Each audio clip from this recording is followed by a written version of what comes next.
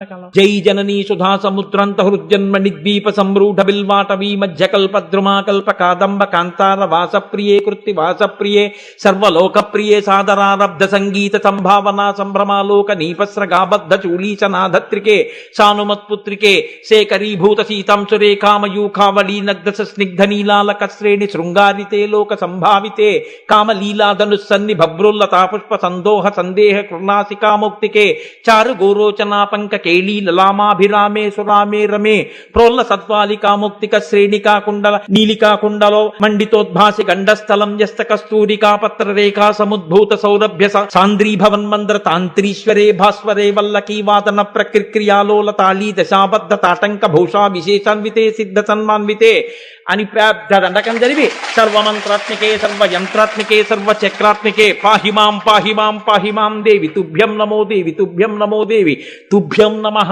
అని పాదాల మీద పడిపోయాడు. అంతే, సర్వ విద్యలు కరతలామలకమైపోయాయి మహానుభావుడు. ఇప్పుడు అమ్మవారి అనుగ్రహం అంటే ఏమిటో చూపించాడు. ఆయన దంత పంక్తిలో ఒకడైపోయాడు. అంతే అమ్మవారి అనుగ్రహం.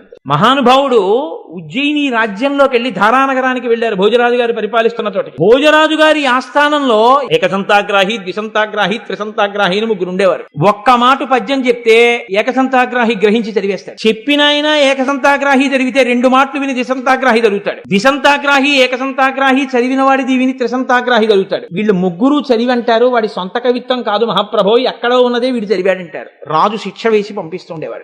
ఏ కవిని భోజరాజు దగ్గరికి రానిచ్చేవారు. కాళిదాసు గారు అమ్మవారి అనుగ్రహంతో కనిపెట్టారు. వీళ్ళు భోజరాజు దగ్గరికి కవుల్ని చేరనివ్వట్లేదు అని. ఏమీ తెలియని వారిలా వెళ్లారు వీళ్ళ దగ్గరికి. వెళ్ళి, అయ్యా నేను పేద బ్రాహ్మణుండండి, ఏమి ఐశ్వర్యం లేదు, భోజరాజు గారి దర్శనం చేయిస్తే ఓ శ్లోకం చెప్తాను, దాని వల్ల నాకేమన్నా 4 రూకలు ఇస్తాడనుకుంటున్నాను, తప్పకుండా చేయిస్తాం, కానీ నీకేమొచ్చో శ్లోకం చెప్పు అన్నారు. ఆయన అన్నాడు, అస్థివత్ బకవచ్చైవ చల్లవత్ తెల్ల కుక్కవత్ రాజతే భోజతే కీర్తి పునః సన్యాసిదంతవత్ అన్నాడు. భోజరాజు గారి కీర్తి ఎలా ప్రకాశిస్తోందో తెలుసా? అస్థి అంటే ఎముక. ఎముక ఎంత తెల్లగా ఉంటుందో భోజరాజు గారి కీర్తి అంత తెల్లగా ఉంది. బకవచ్చైవ అంటే కొంగ ఎంత తెల్లగా ఉంటుందో భోజరాజు గారి కీర్తి అంత తెల్లగా ఉంది. సల్ల అంటే మజ్జిగ ఎంత తెల్లగా ఉంటుందో అంత తెల్లగా ఉంది. తెల్ల కుక్కవత్, తెల్ల కుక్క ఎలా ఉంటుందో అంత తెల్లగా ఉంది. రాజతే భోజతే కీర్తి పునః సన్యాసిదంతవత్, సన్యాసి దంతాలు ఎంత తెల్లగా ఉంటాయో అంత తెల్లగా ఆయన కీర్తి ఉంది.